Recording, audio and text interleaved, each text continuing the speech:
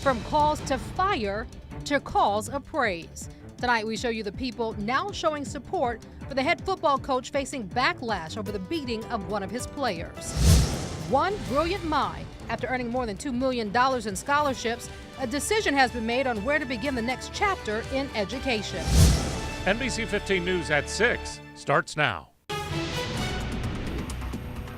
The adults who run the school system here allowed a culture of a fight club called hazing to exist for years, and it must stop now. Calls have been coming for the Davidson High football coaches to be fired after the beating of a 14-year-old freshman in the locker room. Well, the victim's family sued the school district for $12 million, alleging an unsafe culture was allowed to exist at Davidson. Tonight, former players and supporters are fighting back, defending head coach Fred Riley. NBC 15's Andrea Ramey spoke with one group making their support known. Andrea? Yeah, Kim and Greg, the Fellowship of Christian Athletes, the local director, says if he had young sons, they'd be playing for Coach Riley. Tonight, it's not just this group, but also former players refuting claims of an unsafe locker room. Welcome in to Sports Drive on 105.5 FM. The lines have been lighting up on WNSP Sports Radio. This incident involving the student at Davidson High School. Former Davidson High School football players have called in, countering claims made by the Kim family that a fight club culture exists in the Davidson locker room. I'm going to call total BS on all of that. Alphonse Taylor, who graduated in 2012 and later shined for the Crimson Tide, now playing defense for Coach Riley. I know every single coach on that staff, and I know for a fact that that's not something that they'd allow to happen. I played for Davidson for 4 years. I even stayed with a couple coaches. They even took me in when me and my family weren't doing good financially. So I know for a fact they're some of the most outstanding guys I've ever ran into in my life. I've known Coach Riley for a very long time. As long as he's been at Davidson, hazing has never been an issue.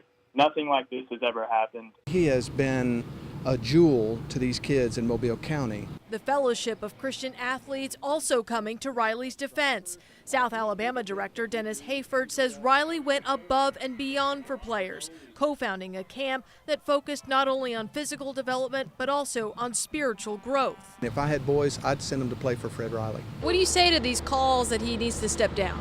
Yeah, I don't think this is an isolated incident, Andrea, and I don't think it should reflect on the quality of the program.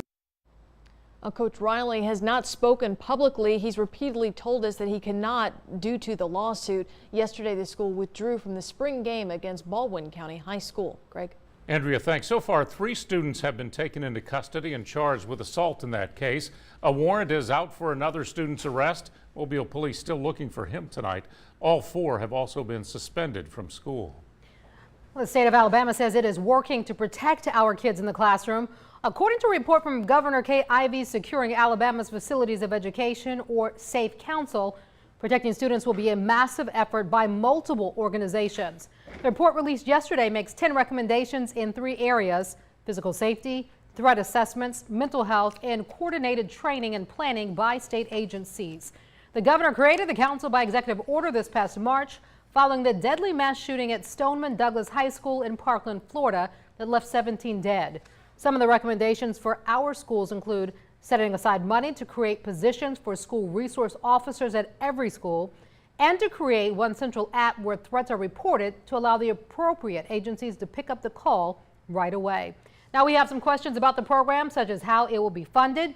We have posed those to the governor's office, but they remain unanswered tonight. To look at the entire list of recommendations, visit our website, mynbc15.com, and then click on the story. Well, a crime alert tonight and a warning. These details are very disturbing. State troopers have arrested a Chickasaw man.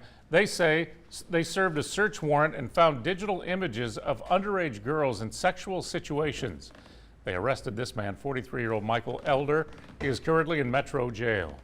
A Mobile teenager has died after a drive-by shooting. 18-year-old Jamarcus Jefferson was hit in the head when someone fired into his home on Driftwood Drive last month. Jefferson died 2 days later. Police are only now confirming his death. One of those bullets also grazed his baby sister. Anyone with information about this murder should call police. A judge granted a $4 million bond for David Stokes, who is in the Baldwin County Jail. Last week, police say Stokes went on a crime spree from Satsuma to Bay Minette. It included punching an ambulance driver, stealing a city councilman's car, and shooting at several people. Police say Stokes admitted he was on meth. New developments now in a story we've been following for months. All 6 judges in Etowah County, Alabama are recusing themselves from presiding over a lawsuit filed by former U.S. Senate candidate Roy Moore. He is suing some of the women who publicly accused him of sexual misconduct.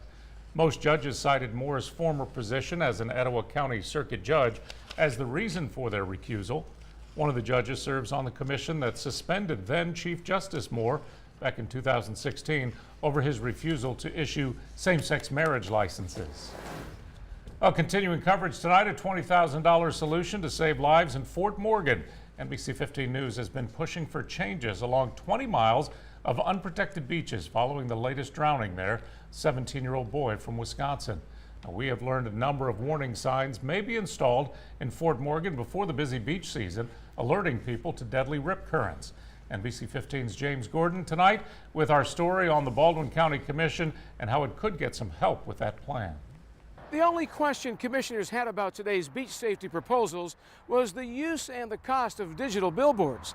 They still like the idea of using those billboards, but they'd like others to share the cost. It would be a $12,000 annual contract with Lamar Advertising. Down in the Fort Morgan area, we want to mitigate this situation by educating the public through signage.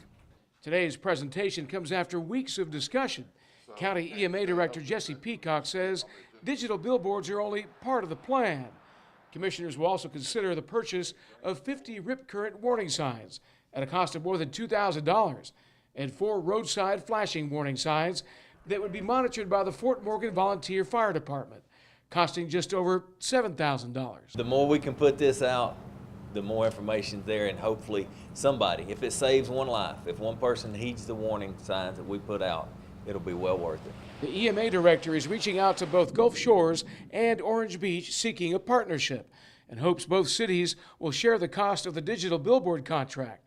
Gulf Shores says it will look at the proposal, saying we are always interested in ways to keep the beaches safe. And in Orange Beach, city officials say we encourage all other agencies to do what they can to educate and protect their jurisdictions, like we do our city limits.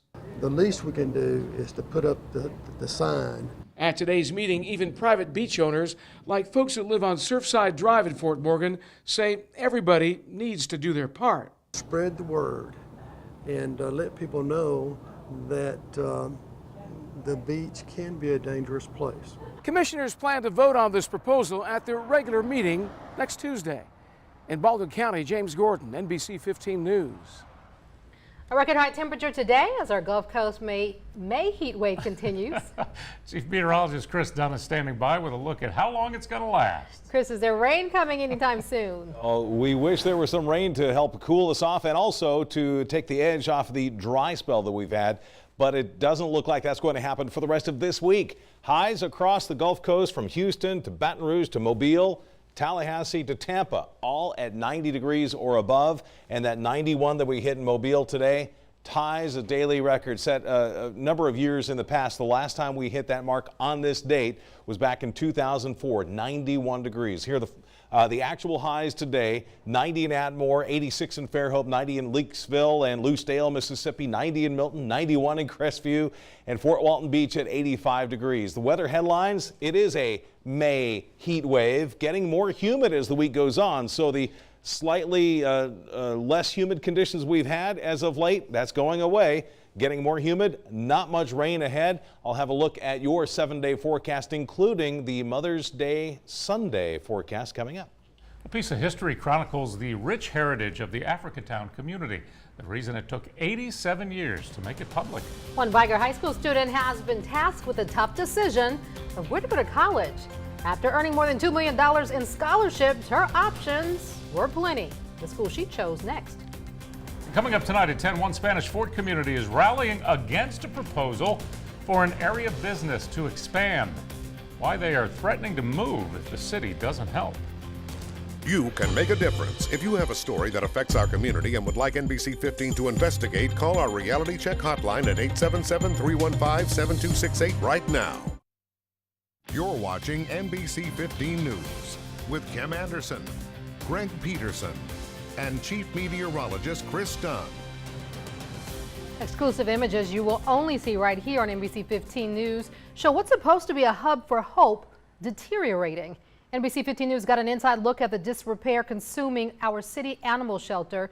Nicole Fierro takes us through an exclusive tour of this facility. Nicole, this is just one of many subpar city-owned properties.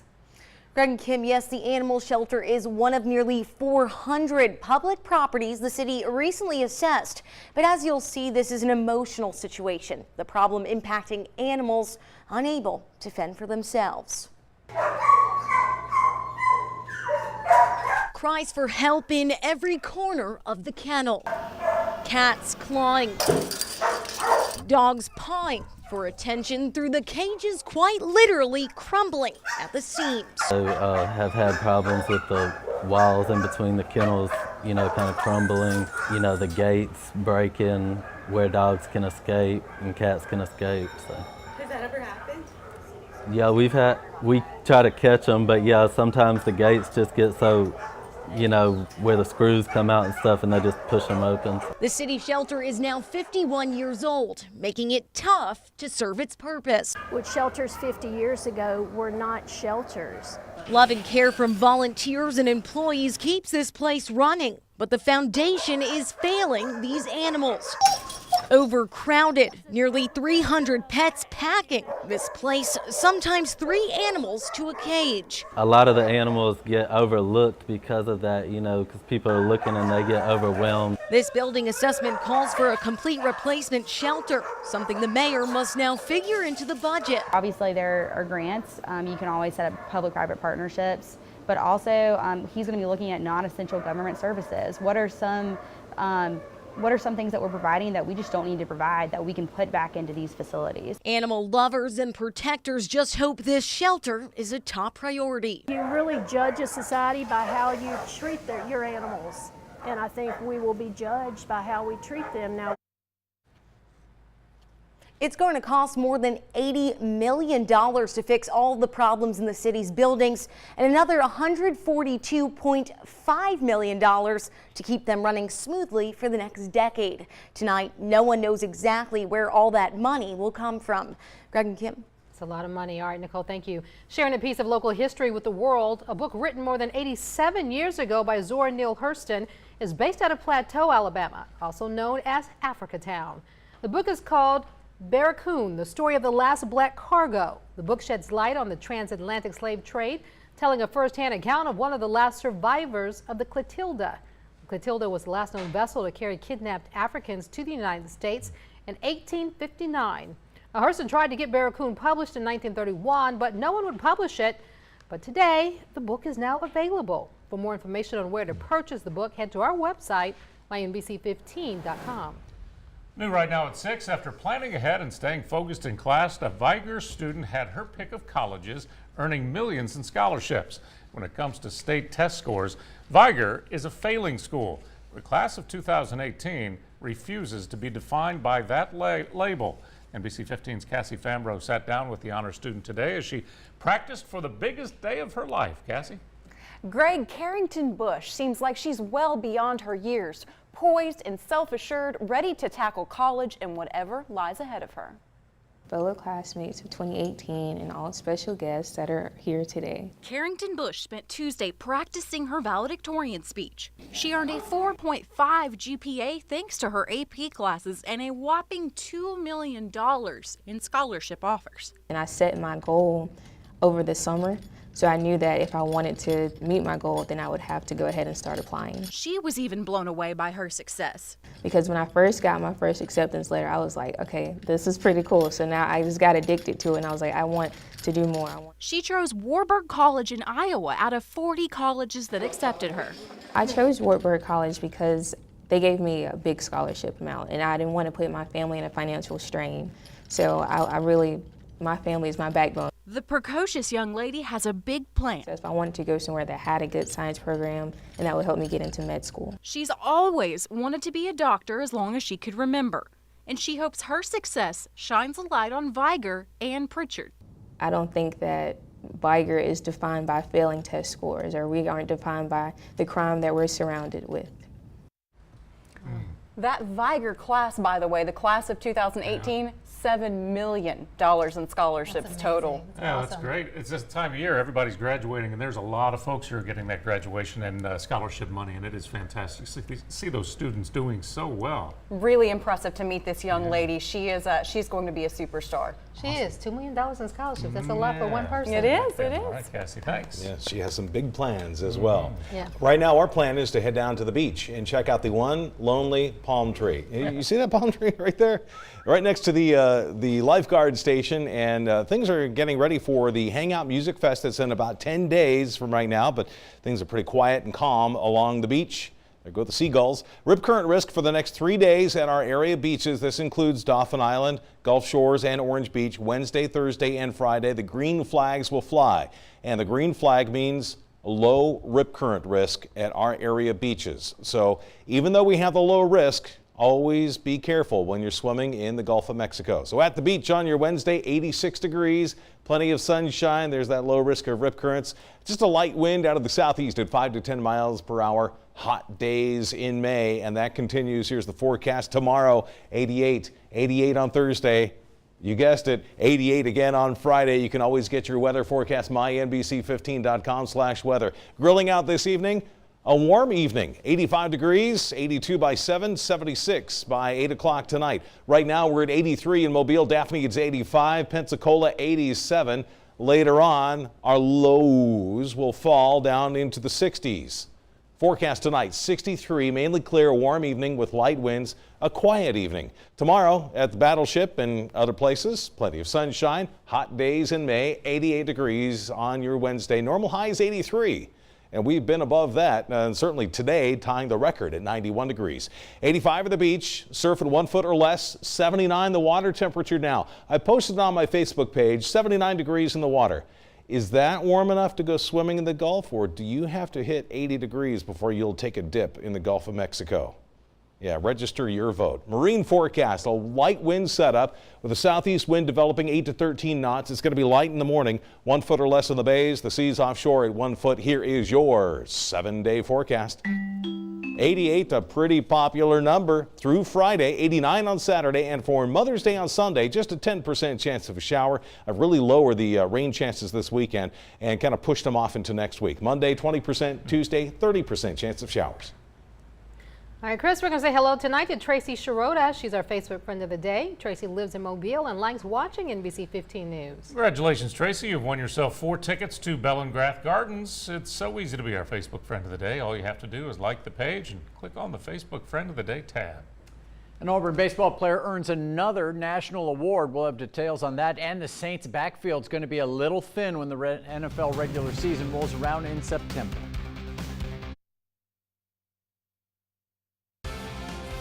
NBC 15 Sports with Lance Crawford. Sponsored by Eastern Shore Toyota. Saints running back Mark Ingram will miss the first 4 games of the upcoming NFL season for violating the league's policy on performance-enhancing substances. The league made that announcement today, so Ingram will sit for the first quarter of the regular season. He's coming off a career-high 1,124 yards rushing last year. He also scored 12 touchdowns. He's going to be able to practice and play in the preseason, but then goes on the shelf the first week of the regular season and will not be able to return to the roster until October 1st. Last year's NFL Rookie of the Year, Alvin Kamara, will pick up the slack in Ingram's absence. South Alabama and Auburn are underway as we speak at Plainsman's Park. This series goes back 50 years with the Jaguars holding an overall 50-25 edge over the Tigers, but Auburn's currently ranked 19th in the nation, and they beat South earlier this season in Mobile. We'll have some highlights of this one tonight at 10 o'clock. And fortunately for the Jags, they do not have to face Auburn pitcher Casey Mize. He's been named the Rawlings National Pitcher of the Week. It's the second time this season he's received a National Pitcher of the Week award. Last Friday, Mize pitched a complete game against Vandy, struck out 15. That's the most by an SEC pitcher in 5 years. Mize is now 9-2 this season with a 2.25 ERA and a very good chance of being the first overall pick when baseball's amateur draft rolls around next month. The guy's that good. That bodes well for his future, that's for sure. He can bring it. And, regardless if he's #1 overall, he's going to be a high first-round pick. No So, kidding. yeah, the future appears bright. It certainly does. Yeah. All right, Lance, thanks. All right, keeping on the baseball theme. Oh, no. Throwing some high heat All right. in weather. 88, 88, 88, 89, 88, 89. Oh, 87, cooling trend by next Tuesday. We'll keep it dry through the rest of this week and into the weekend. And you can see I've lowered my rain chances for Saturday and Sunday. So we'll push it back until next week. We could use some of that rain, but we're not going to get much until next week. 88, 89 is pretty good for a lefty, but if you're a righty, you got to bring it in the 90s, Yeah, or you're just not going to make it. Just not going to make it. We'll get it there. That's all for NBC 15 News at 6. We'll be back with the very latest news, weather, and sports tonight at 9 on UTV 44 and at 10 right here on NBC 15.